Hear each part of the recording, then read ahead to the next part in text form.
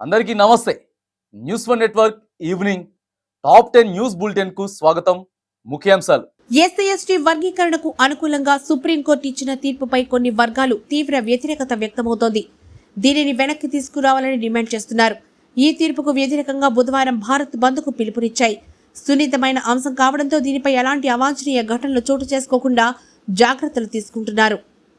కోల్కతా వైద్యురాలి హత్యాచార ఘటన దేశం మొత్తాన్ని కుదిపేస్తోంది. ఈ ఘటనను సుమోటోగా స్వీకరించిన సర్వోన్నత న్యాయస్థానం మంగళవారం విచారణ చేపట్టింది. కానీ ఉద్దేశపూర్వకంగానే ఆమెను కొందరు టార్గెట్ చేశారనే ప్రచారం జరుగుతోంది.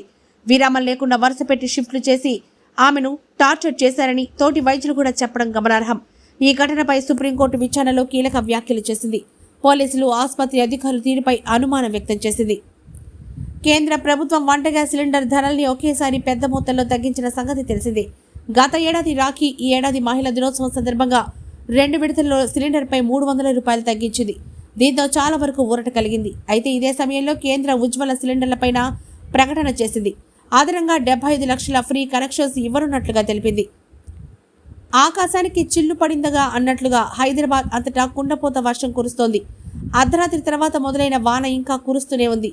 దీంతో నగరంలోని రోడ్లన్నీ జలమయమయ్యాయి. మరి కొన్ని గంటల పాటు సిటీలో వర్షం కురిసే ఛాన్స్ ఉందన్నారు. ఇక ద్రోణి ప్రభావంతో తెలంగాణ అంతటా భారీ వర్షాలు కురుస్తాయని వాతావరణ శాఖ అధికారులు తెలిపారు.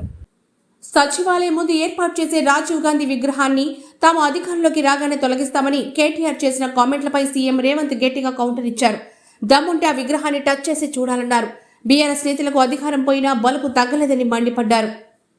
రాఖీ పౌర్ణమి తెలంగాణ ఆర్టీసీకి కాసుల వర్షం కురిపించింది. రికార్డు స్థాయిలో ప్రయాణాలు సాగించగా ఆదాయం కూడా అంతే స్థాయిలో వచ్చింది. నిన్న ఒక్కరోజే 63.86 లక్షల మంది రాకపోకలు సాగించారు. సంస్థకు 32 కోట్ల ఆదాయం వచ్చినట్లుగా రవాణా శాఖ మంత్రి పొన్నం వెల్లడించారు. సచివాలయం ముందు ఏర్పాటు చేసే రాజీవ్ గాంధీ విగ్రహాన్ని తాము అధికారంలోకి రాగానే తొలగిస్తామని కేటీఆర్ చేసిన కామెంట్లపై సీఎం రేవంత్ గట్టిగా కౌంటర్ ఇచ్చారు. దమ్ముంటే ఆ విగ్రహాన్ని టచ్ చేసి చూడాలన్నారు. బీఆర్ఎస్ నేతలకు అధికారం పోయినా బలుపు తగ్గలేదని మండిపడ్డారు. ఏపీలో ఉచిత డిఎస్సి శిక్షణ ఇస్తామన్నారు మంత్రి స్వామి. ఉపాధ్యాయులు విద్యార్థులను సొంత పిల్లల్లాగా చూసుకోవాలని, విద్యార్థులపై నిరంతర పర్యవేక్షణ ఉండాలన్నారు. అంబేద్కర్ ఓవర్సీస్ విదేశీ విద్యను పునరుద్ధరిస్తామని హామీ ఇచ్చారు. ఏ సౌకర్యాలని రోజుల్లోనే కష్టపడి చదివి అంబేద్కర్, జగజీవన్ రామ్ మహనీయులు అయ్యారని కొనియాడారు.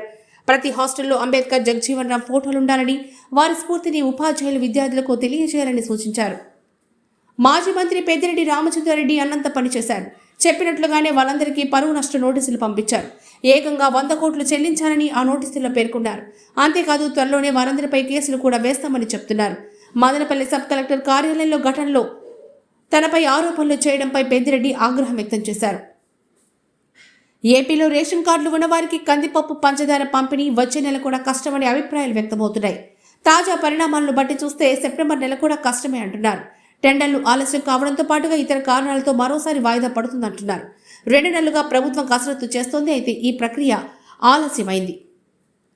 ఆర్థికంగా కష్టాల్లో ఉన్న ఏపీకి కేంద్రం శుభవార్త చెప్పింది. కేంద్ర special assistance for capital investment కింద నిధులు విడుదల చేసింది. తొలి విడతగా ఏకంగా 1500 కోట్లు విడుదల చేసింది. రాష్ట్రం ప్రతిపాదనలు పంపగా కేంద్రం ఓకే చెప్పింది. ఈ మేరకు తొలి విడత నిధులు కూడా విడుదలయ్యాయి. కష్టకాలంలో ఉన్న ఏపీకి కేంద్రం నుంచి ఇది గుడ్ న్యూస్ అనే చెప్పాలి.